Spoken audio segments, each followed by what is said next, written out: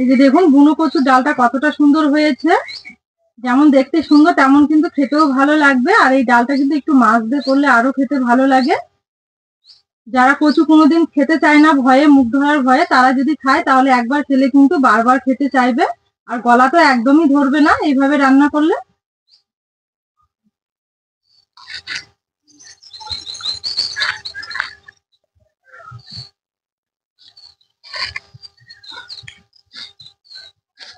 নমস্কার বন্ধুরা, কাজেরি ভিলেজ ফুডে সবাইকে অনেক অনেক স্বাগত জানিয়ে অন্যদিনের মতো একদম একটা নতুন রেসিপি নিয়ে চলে এসেছি।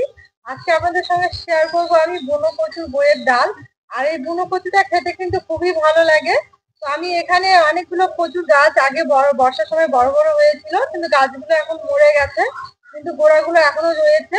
তো ওগুলোর থেকে আমি কিন্তু অনেকগুলো বই পেয়ে যাব। তো এখানে আমি আজকে বই তুলবো, তুলে রান্না করবো বুনো কচুর বইয়ের ডাল আর মাছ দিয়ে করবো। প্লিজ আপনারা ভিডিওটা না টেনে শুরু থেকে দেখতে থাকুন। আশা করছি আজকে রেসিপিটা দেখতে খুবই ভালো লাগবে। এগুলো থেকে আমি এবার তুলে নেব বইগুলো। আর দেখুন এই যে দেখা যাচ্ছে, এই যে দেখুন বইগুলো উপরে উঠে রয়েছে, এগুলোই কিন্তু আমি তুলে নেব। এই যে এগুলো এইভাবে তুলে নিতে হবে। আর অনেকগুলো গাছ আছে, এগুলোতে মরে গেছে গাছগুলো, এগুলো আমি কোদাল দিয়ে তুলে নেব।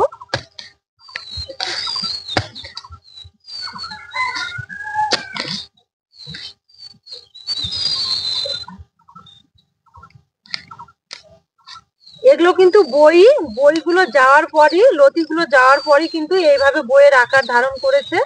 এগুলোই আমি তুলে নেব।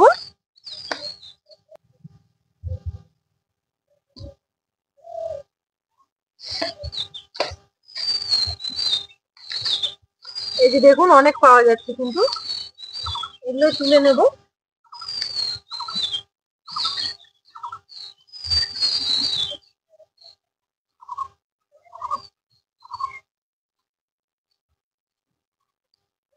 এই যে দেখুন বইগুলো কত মোটা মোটা, এভাবে আমি সবগুলো তুলে নেব।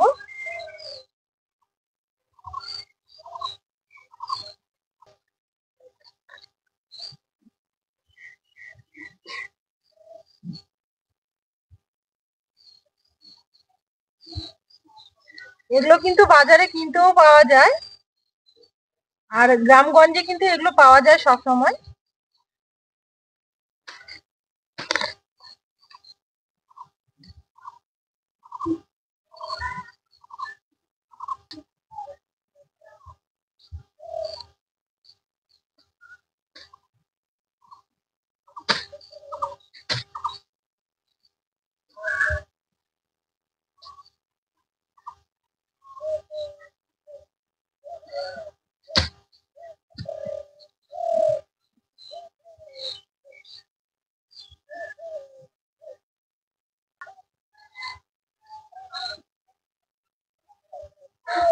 দেখুন আমি অনেকগুলো কচুর বই পেয়ে গেছি। এবার এগুলো পরিষ্কার করে ধুয়ে আমি রান্নাঘরে চলে যাব।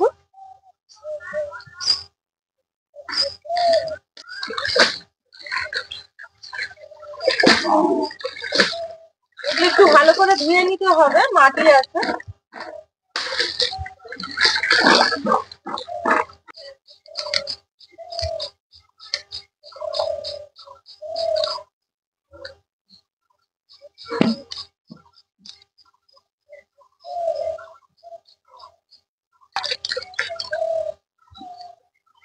আমি যতগুলো বুনো কচুর বই পেয়েছি এতগুলো কিন্তু আমার লাগবেই না আজকে রান্নার জন্য। এবার ভালো করে এগুলো সেদ্ধ করে নেব। বুনো কচুর বইগুলো আমি খুব সুন্দর করে পরিষ্কার করে ধুয়ে নিয়েছি। এবার এগুলো আমি সেদ্ধ করে নেব। আর মা এই কচুর ডালটা রান্নার জন্য এখানে মৃগেল মাছ নিয়েছে, মাছগুলো ভালো করে কেটে ধুয়ে নেবে। এবার আমি উনুন ধরিয়ে দেব।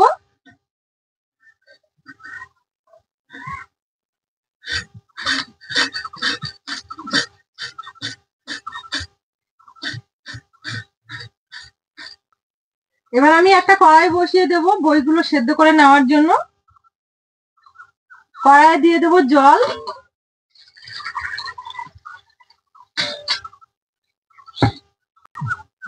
এবার কচুর বইগুলো দিয়ে দেব।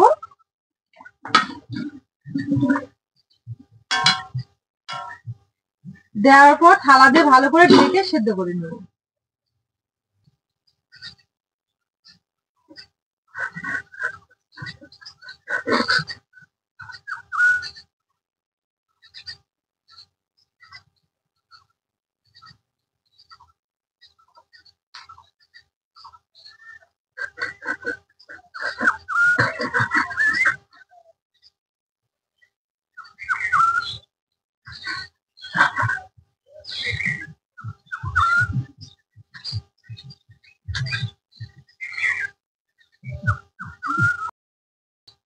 মাছগুলো কেটে মা পরিষ্কার করে ধুয়ে তুলে নিয়েছে, আর এইদিকে আমার কচুর বইগুলো সেদ্ধ হয়ে গেছে। এবার ঢেলে নেব।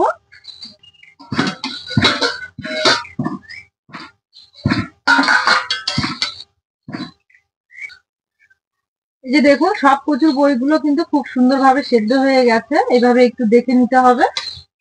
এবার ঢেলে নেব আমি।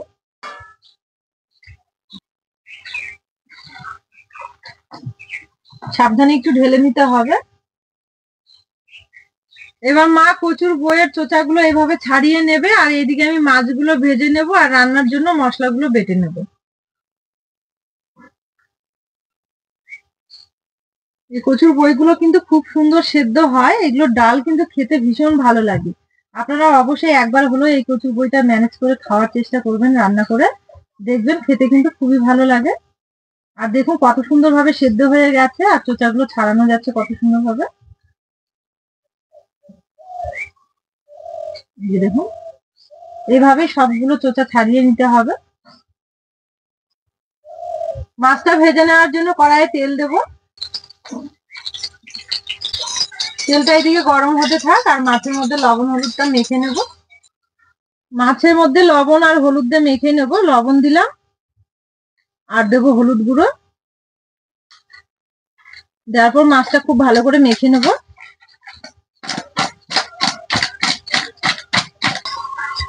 তেলটা খুব ভালো করে গরম করে নিয়েছি। এবার মাছগুলো ছেড়ে দেব।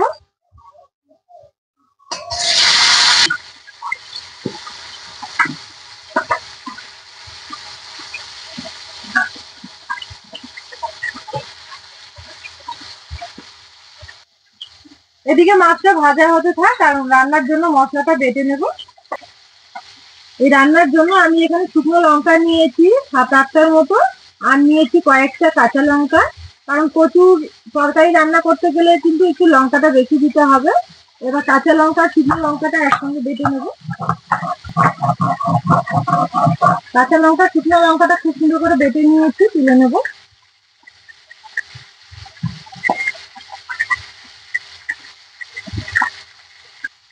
এবার আদা আর জিরে একসঙ্গে বেটে নেব। মাছটা আমি ওলট পালট করে খুব সুন্দর করে ভেজে নিয়েছি, তুলে নেব। একইভাবে আমি বাকি মাছটাও ভেজে নেব।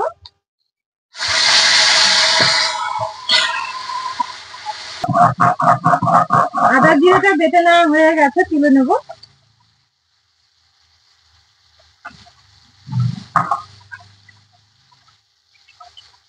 এবার আমি 3টে ছোট এলাচ আর 1 টুকরো দারুচিনি বেটে নেব একসঙ্গে। আর এই রান্নাটাতে কিন্তু এই দারুচিনি আর এলাচটা দিলে খুবই ভালো লাগবে। অবশ্যই দেওয়ার চেষ্টা করবে। একইভাবে আমি বাকি মাছগুলো ভেজে নিয়েছি, তুলে নেব।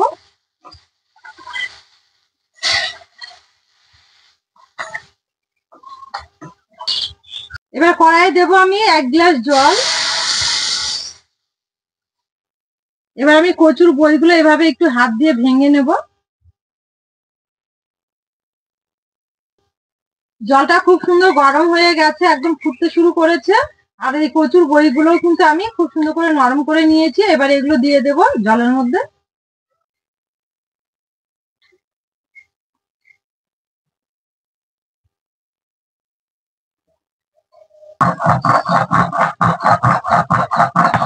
গরম মশলাটা আমার বেটে নেওয়া হয়ে গেছে, তুলে নেব।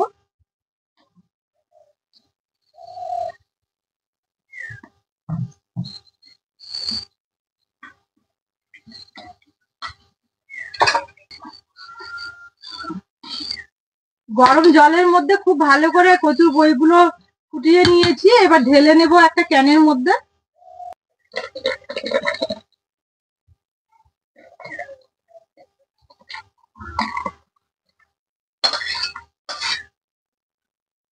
এবার ওই কড়াইয়ে আমি আবারও 2 গ্লাস জল দেব।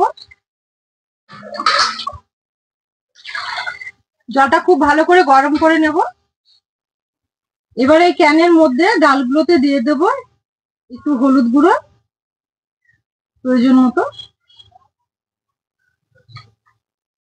এবার ডাল কাটা দিয়ে খুব ভালো করে ঘেটে নেবো এইভাবে।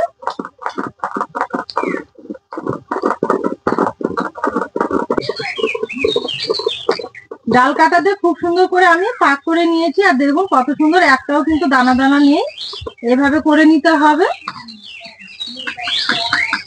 এটা আমার করে নেওয়া হয়ে গেছে, একদম রেডি হয়ে গেছে। এবার জলটা যে ফুটতে দিয়েছিলাম ওই গরম জলের মধ্যে এগুলো দিয়ে দেব,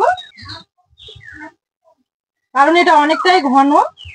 একটু পাতলা করার জন্য আমি কড়াইয়ে গরম জল বসিয়েছিলাম, আর এইভাবেই কিন্তু করে নিতে হবে। এবার খুব সুন্দর করে গরম করে একদম ফুটিয়ে নেব। তো দেখুন ডালটা আমি খুব সুন্দর করে ফুটিয়ে নিয়েছি, এবার ঢেলে নেব।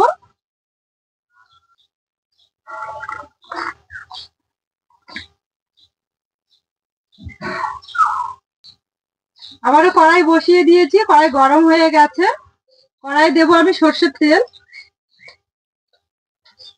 তেলটা এখন একটু বেশি করে দেব। এখানে দুটো লঙ্কা আমি শুকনো লঙ্কা অর্ধেক করে নিয়েছি, আর নিয়েছি জিরে, ফোড়নে দিয়ে দেব। আর দেব দুটো তেজপাতা।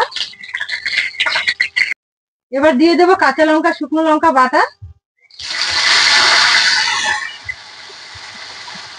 দেওয়ার পর একটু নাড়াচাড়া করে নেব। আর দেবো আদা আর জিরে বাটা। মশলাটা খুব ভালো করে ফ্রাই করে নেব।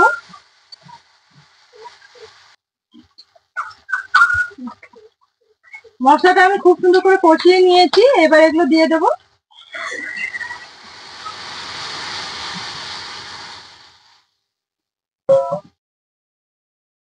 ডালটা ফুটতে শুরু করেছে, এবার দেব স্বাদ মতো লবণ।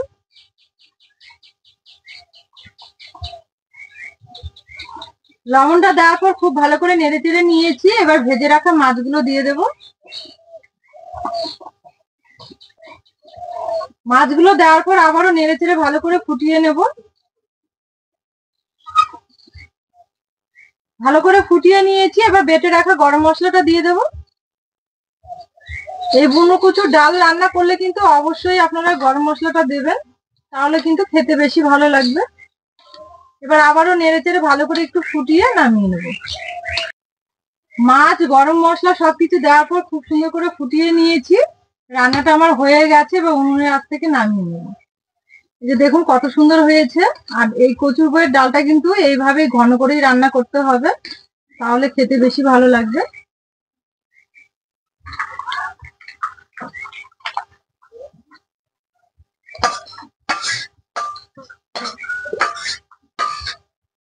তাহলে বন্ধুরা দেখলেন আজকে বুনো কচুর ডালটা আমি কিভাবে করলাম। এইভাবে একবার রান্না করে খেয়ে দেখবেন, দেখবেন খেতে খুবই ভালো লাগবে।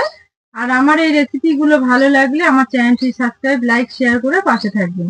আর পাশে থাকা বেল আইকনটি ক্লিক করবেন সবার আগে নোটিফিকেশন গুলো পাওয়ার জন্য। আর যারা ফেসবুক থেকে দেখছেন পেজটা ফলো করবেন। আজকের ভিডিওটা এখানে শেষ করছি। সবাই খুব ভালো থাকবেন, সুস্থ থাকবেন, সাবধানে থাকবেন। আবার দেখা হবে নতুন রেসিপি নিয়ে।